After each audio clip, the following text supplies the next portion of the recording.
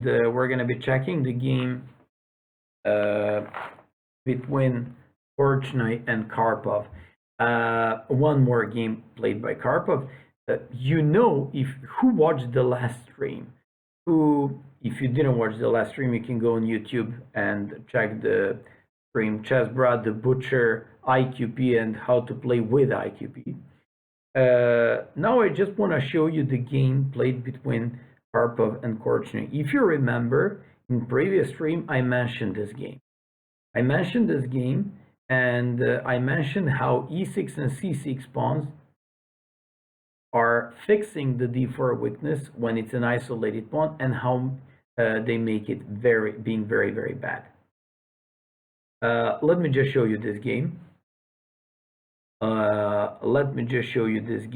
And you're gonna see what is it all about.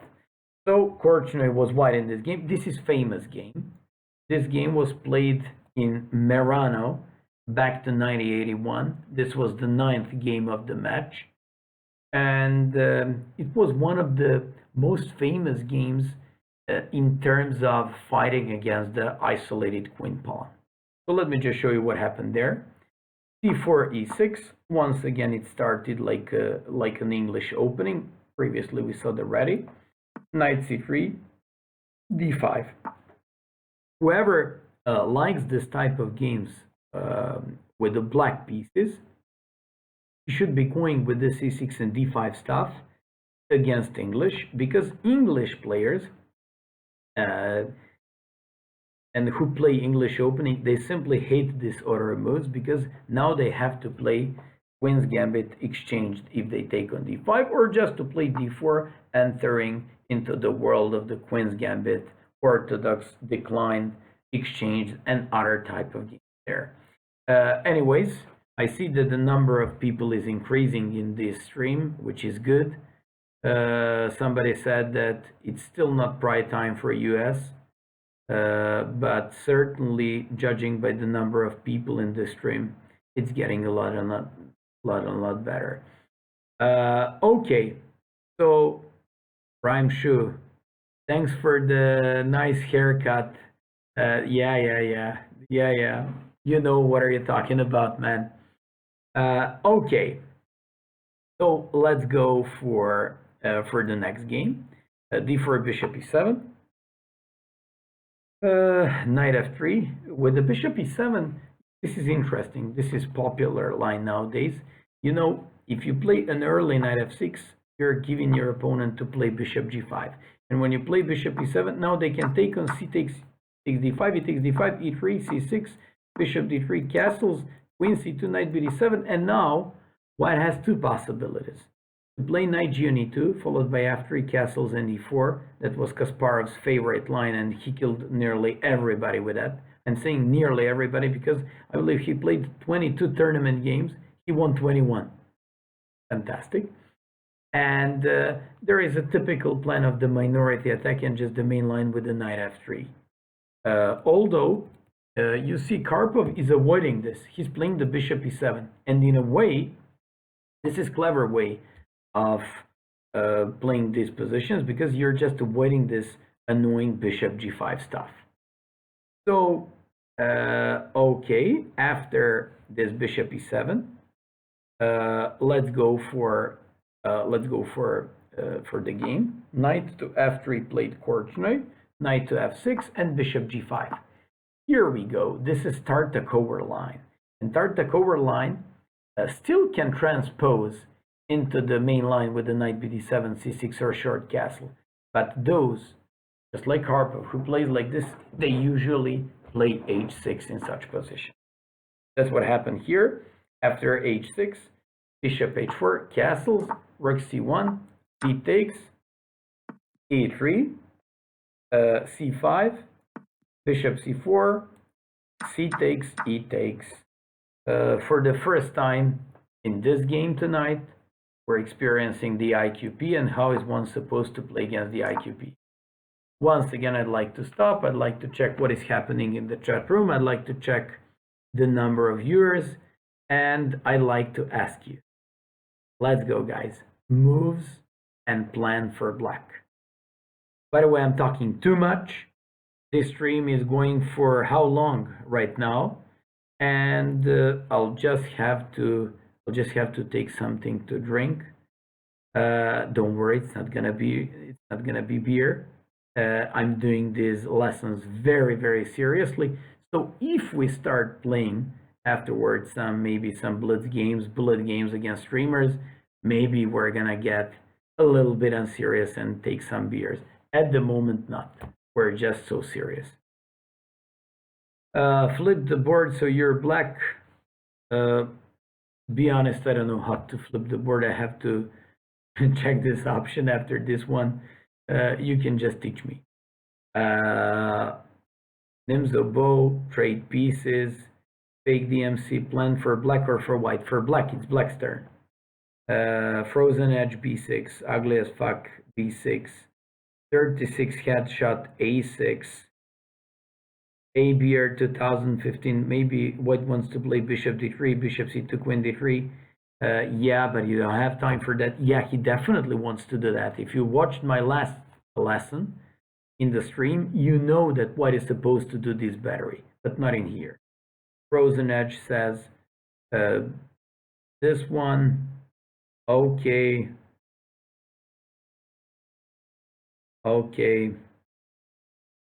but I'm still expecting something even better.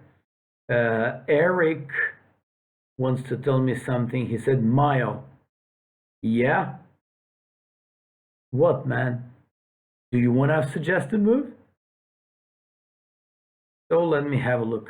What would you do in this position? What would you do in this position? That's a question for you. By the way, guys, don't forget there is a chessbrah clothing, so you can get that one if you're interested. Talk here to chessbrah bot. By the way, guys, you have Eric, Hambleton, and these guys who are lately streaming a lot, so you should stay tuned for this channel after this stream. Also, keep in mind, I just have to advertise myself a little bit. I'm a chess coach, and if anyone is interested in chess lessons, let me know. I'm gladly gonna share my stuff with you, even in more details than this one, but I guess this is good enough. And I'm really doing my best with all of you, and this is why I'm saying whoever has any questions, suggestions, advices, whoever has any kind of criticism, of course, feel free, send me an email, send to chessbrah theme, say on YouTube channel. I'm willing to take your critics as well. And I already did. Somebody said I kept repeating basically the last time. Now within 2 hours, I believe that I said basically maybe 2 times. Now I'm saying definitely. Okay. Yeah, Ma, you're doing a great job. Yeah, I like you. Yeah, I love you. You're so beautiful. You have nice outfit. Your haircut is amazing. Guys, I know that. You don't have to repeat that. I know that I'm such a good guy. Okay, of course, I'm just joking. Somebody told me, hey, don't keep asking for donations. Come on, I was joking.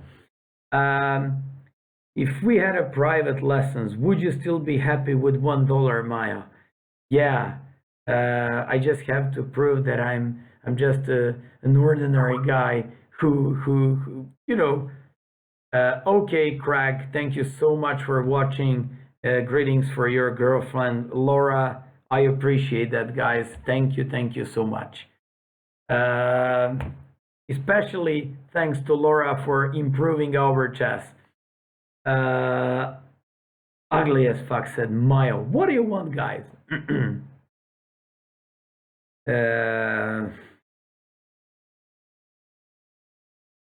Team said something nice. Maya, your haircut makes my eyes hurt. Definitely, definitely. Some good comments. Finally, I'm seeing something good in this chat. Uh, Dollar for an hour lesson. Deal. Frozen edge. He tricked me. This guy's so sneaky. Okay. I'm okay. I keep looking for a plan for black. Super Patzer said knight before. You wouldn't make a mistake if you played knight before. You wouldn't make a mistake playing that move because simply when you play knight before, you want to go with that knight on d5 doing the blockade. Those who said b6, you're kind of going wrong. Many of you said b6. You're kind of going wrong because maybe I can push the d5 pawn immediately and fight against your center. Maybe not, but I just have to remind you on one thing. I spoke about that the last lesson. If somebody plays against isolated pawn, he should keep the pawn structure e6, f7, g6, h7. He should never play h6. But now you would say, wait a sec, but Karpov just played h6. Yes, but Karpov knows what he's doing. He's not going to allow white to play battery, queen e2, rook f to d1 or rook f to e1, bishop d3, bishop e1, and queen to d3. He's not going to allow that to white because he already played h6. When you already played h6, it means that if white creates a battery, you're going to suffer, or most likely you're going to get mated. Also, let me just show you what I'm talking about. Those who said b6, I'm going to play a3. You play bishop b7. I play bishop a2. You would, for example, play rook e8. I play rook to e1. You play rook c8. I play bishop e1. Slowly but surely preparing the battery. I just want to show you the ideas. h6 is a big weakness in such positions. Once again, I'm repeating, whenever you play against isolated pawn, you should play e6, f7, g6, h7. You'll see what Karpov did, but it's kind of commitment when you play h6, what to do next. Watch out. You're not supposed to play regularly with h6. That's what I'm saying. I'm not saying that Karpov made a mistake because he played h6. So let's say you go a6, queen d3. And if you now play g6 to stop and prevent the bishop f6 followed by queen h7, all of you who at any point mentioned b6 followed by bishop g7, bishop b7, you guys just weakened the diagonal c8 h3, and you just left the protection of the e6 pawn. And by the way, now I'm coming up with this tactics and you're suffering. So please keep in mind and remember this kind of tactics. Oh, okay. So in case that you play h6, kind of committing, which means hello, beautiful. Triprsta is now a chessbrah. That guy's from Serbia. Please, guys, welcome this guy. And he decided not to buy Serbian national food. He actually decided to subscribe to this channel. It shows not also commitment of Karpov when he decided to play h6, but commitment of our streamers. You guys like what we're doing for you. That's nice. Okay, so what is happening in here? After h6, nobody said at any point, knight h5. This is the idea. You guys want to keep trading pieces. So that's why he played the knight h5. He keeps trading off pieces. After bishop e7, knight e7. And now, when you trade like pair of the dark square bishops, you're just making the white's position being dull. Now, they can hardly have chances to attack. They can hardly have chances to go for initiative in the rest of the game, and that simply is not going to work out this way anymore. So, after this knight to e7, and why do you take by knight? Of course, you're not going to take by queen. Because, wait, and they can play d5. And doing what? They're not just getting rid of the isolated pawn, but they're now opening the knight, going for attack, opening the e-file, maybe using the rook lifting somehow, somewhere, using the point of a weak point and potential weakness by the knight on h5, and white is just very, very dangerous in here. So this is why you take by knight, and you're just playing this move, killing two flies with one shot. Knight e7 is keep controlling the d5. You keep exchanging pieces, and eventually you wanna even improve control of the d5 and over d5 playing the b6 bishop d7. Eventually, you're doing one more thing. You're not taking by queen and not allowing your opponent to push the pawn up to d5. I hope you understand what I'm trying to explain you here. Okay, so let's go for more. Let's go for more, and after in this position, they played knight e7, white played bishop e3. Fortuna is playing like nothing happens. He just wants to attack,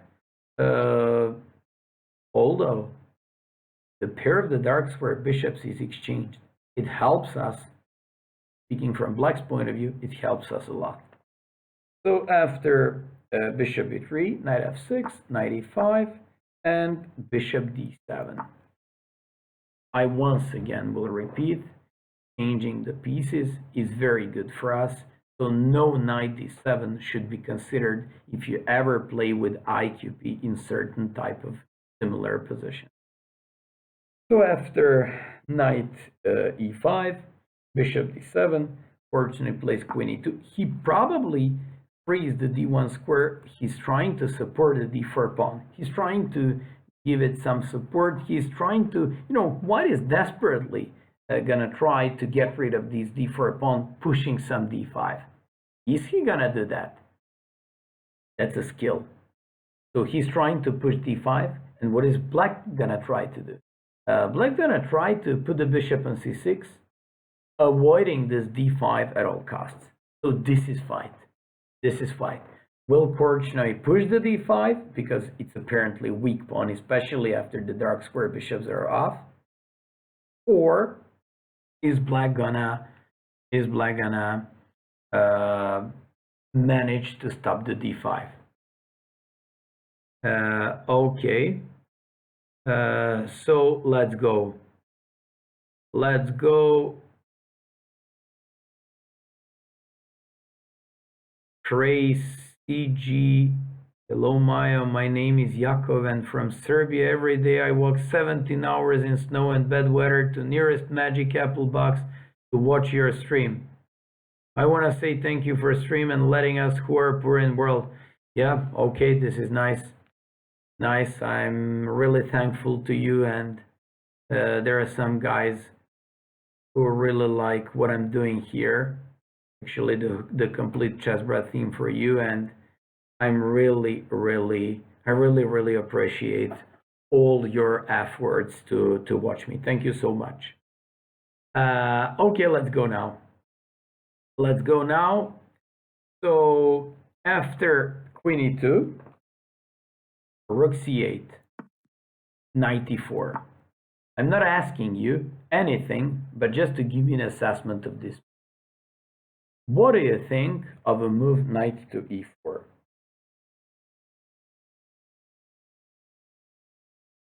What do you think of knight e4? Is that a good or a bad move?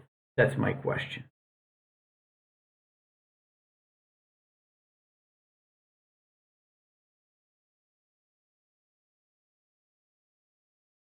So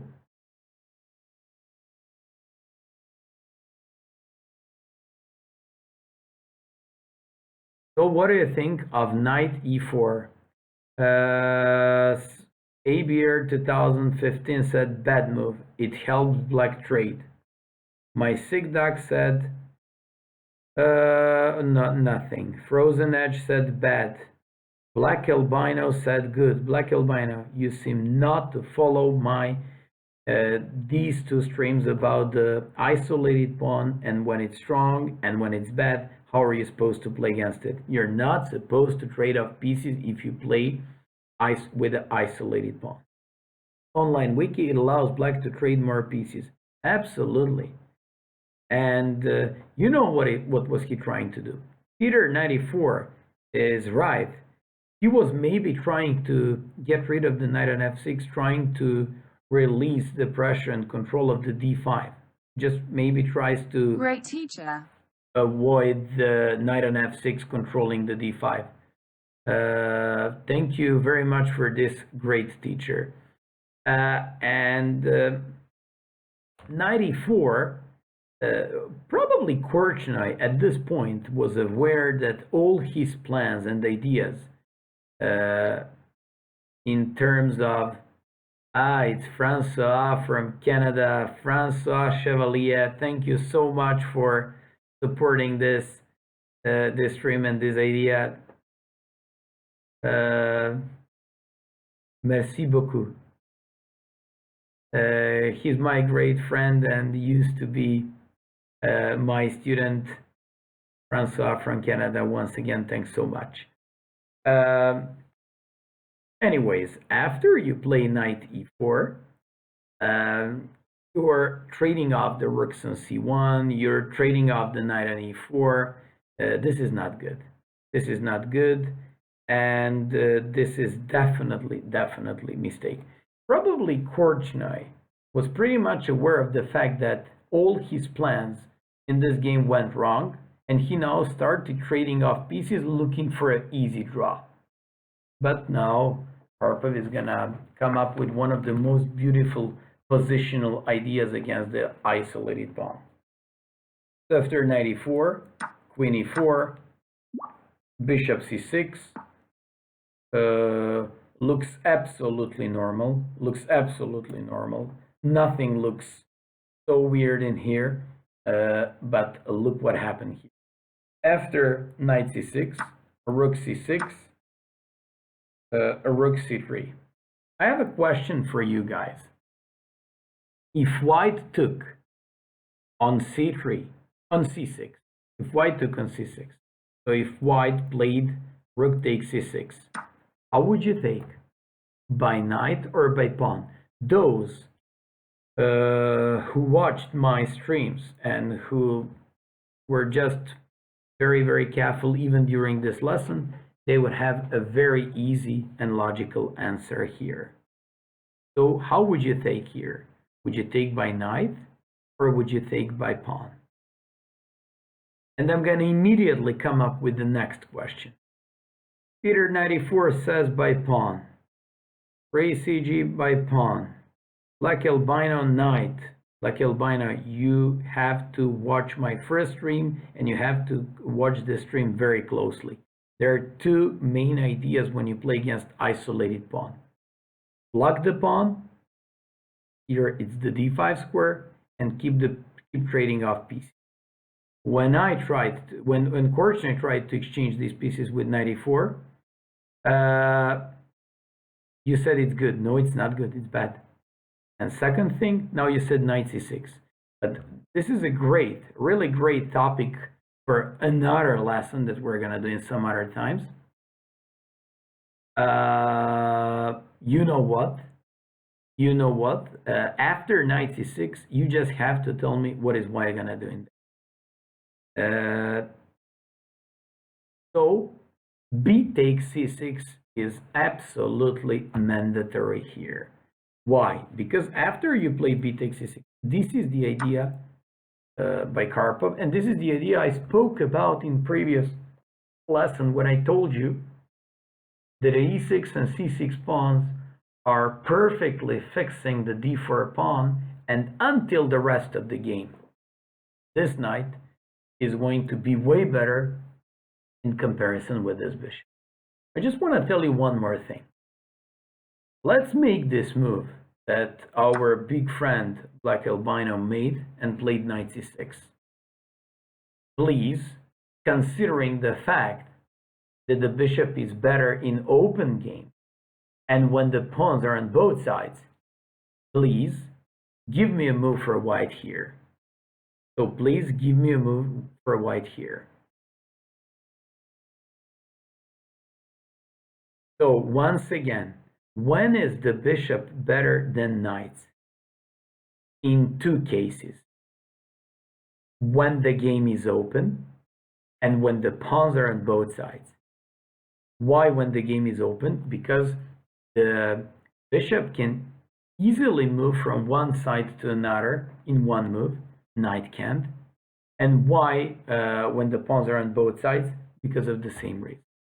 And also, bishops are usually better in open games, way better than knights. Perfect. You all guys said d5. Thank you so much for being so careful. Thank you so much for being so supportive and constantly keep involving very actively in this lesson, coming up with your ideas and moves. d5 is the move. I have one great example when Kasparov played white against Vallejo pawns. They played some Slav defense. It was, I believe, it was Kasparov's last tournament when he beat in that tournament in Linares, and Kasparov won exactly the same type of position. Why? Because he had a great bishop, because the game was open, and that's what you're doing with the d5, and because when the pawns were because the pawns were on both sides. So please remember, this is completely different topic, but maybe in some of our future streams, I'm going to talk about this. So after d5, whether you take by bishop or by queen, you have very simple type of deal. And it's, undisputable here. White is just better. But b takes c6, fixing the pawn, and these pawns are killing the d4 pawn. Please remember this Karpov's idea. We spoke about this last time. Okay, so let's carry on. Okay, after, like in this position, rook c3, he didn't want to take on c6. And there is also the analogy position in a game between Capablanca and Lasker from Havana 1921. Similar type of position. Please check that game between Capablanca and Lasker from 1921 and their game played on Cuba, Havana 1921. After, queen d6, Karpov is doing something very nice. He's increasing the pressure against the d4 pawn. And sometimes this queen can go either to b6 or b4, exerting the pressure like in previous games against the d4 pawn. Okay, queen d6, g3, opening up the back rank. Nothing else but prophylaxis, rook to d1. With the next move by black, slowly but surely starting the plan against this d4 bishop. Who's able to find this one? Who wants to please tell me what is black supposed to do here, and please find the plan here.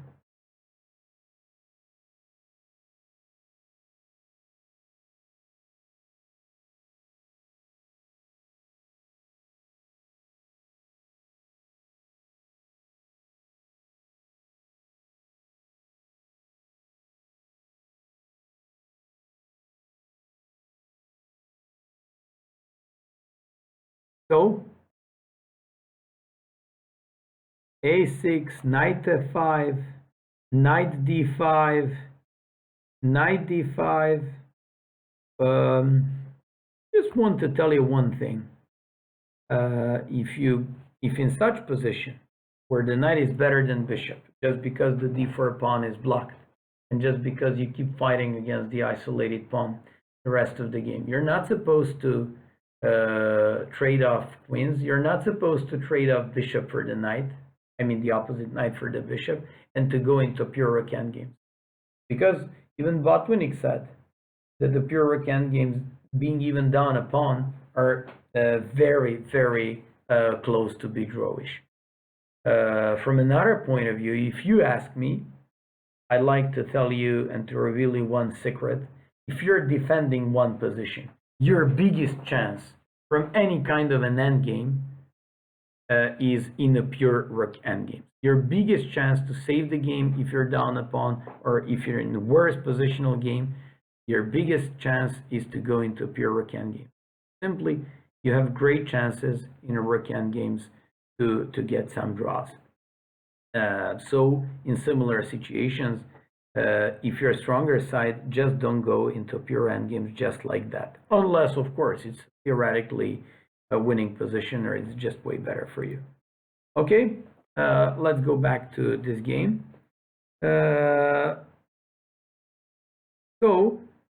Let's have a look what is happening there. Nobody suggested a plan, and the plan is typical Karpov's plan. Rook b6. He's avoiding an exchange. He's going to b4 and going against d4 pawn. When I show you rook b6 move, you would all say, yeah, we could have came up with this move. It's not so difficult. It's defending the b7 pawn, avoiding an exchange, going after the d4 pawn. But try to find a move like this during the game. It's extremely difficult because you are just leaving the control of the c file all the time. You just wanted to provoke your opponent to take on c6 and to be able to capture back by the pawn, fixing the d4 pawn, and all of a sudden you play rook b6, rook b4. I just have one word to explain. It's Karpov. I believe at his prime and at his, at his peak, he was one of the strongest chess players ever. Okay, let me carry on with exploration of this game. Rook b6, queen e1, queen d7, rook cd3, rook d6, doing something similar what Botwinnik did in previous game.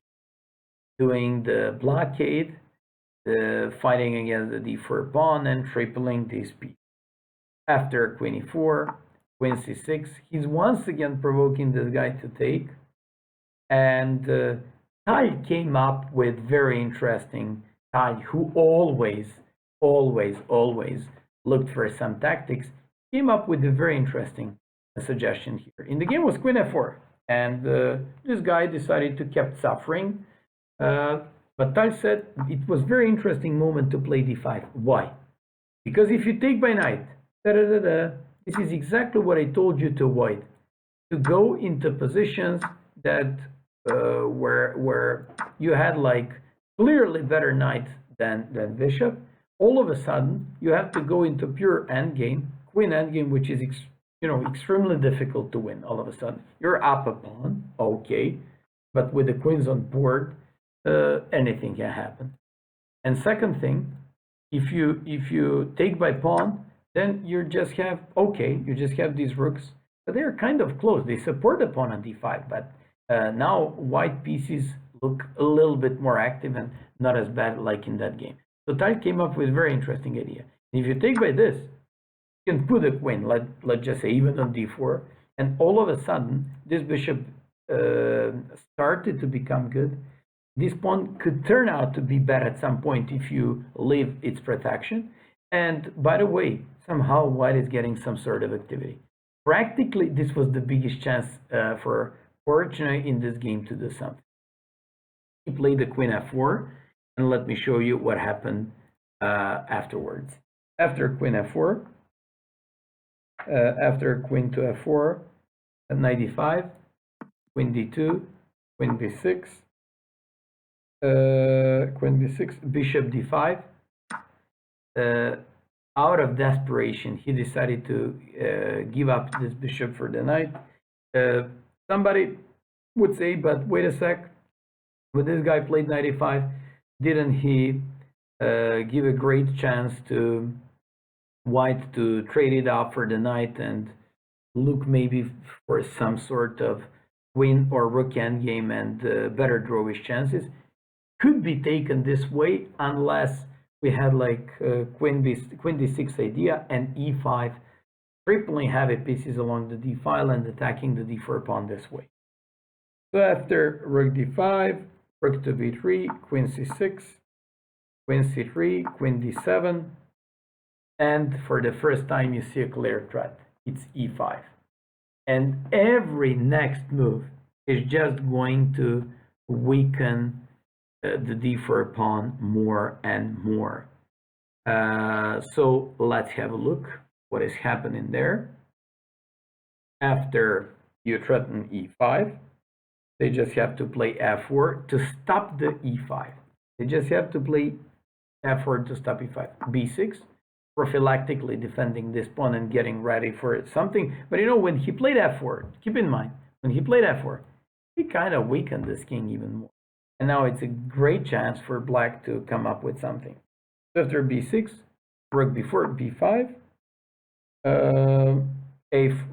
Karpov wants to play a5, a4, b takes, queen a3, a5, brilliantly played type of the game, and is maximizing potential of his pieces and getting maximum sort of activity. He wants to play queen e2, he keeps eyeing this pawn, these rooks are keep eyeing d4 pawn, rook on a4 is basically not doing anything, rook on d1 is just there for defensive purposes, king is kind of weak, this is very bad position. In the game was rook to d2, and now after such a great strategy, you know what is coming, very easy tactics.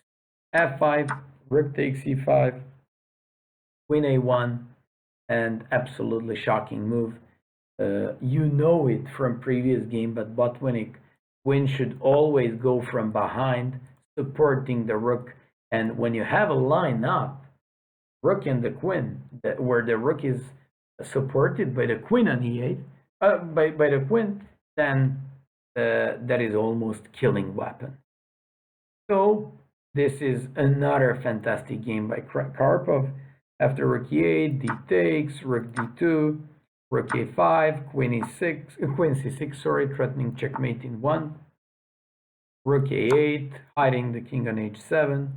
Queen b1, g6, defending the mate and threatening queen f7, mate in 1. This one, queen d5, threatened the rook, gave check, defending on f7, and this guy resigned. But believe it or not, he wouldn't do any of this. He wouldn't defend on f7. He wouldn't take the rook. He just wants to go for the queen. Actually, that was the point of black's play. All in all, I hope you guys liked my games choices for tonight. I gave you 3 very instructive games. One game was played by Botwinick. The other 2 games were played by Karpov. I also tried to follow up our previous lesson. And in previous lesson, we've been talking about the isolated pawn and how should one attack when he's possessing the isolated pawn. In this lesson, I just tried to explain you how should you play when you play against isolated pawn. And let's make conclusion after these 2 streaming lessons. When you play with isolated pawn, keep attacking, do not exchange pieces, try to push that pawn, opening up the game and going for some sort of initiative or the attack.